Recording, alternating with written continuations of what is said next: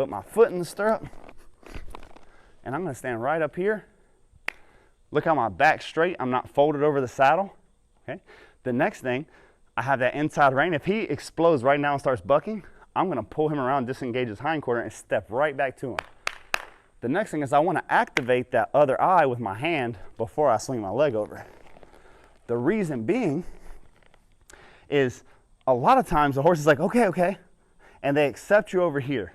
And like a master of the dark arts, like some kind of wizard, you go through their blind spot and you teleport a foot over here. So they're accepting you over here, and now a foot pops out of thin air over here, and it's enough to make them go, ah! And when they do that and they hunch up, they didn't do much, but since your foot was in the air and you're off balance, well, now you're hanging on to them like a spider monkey.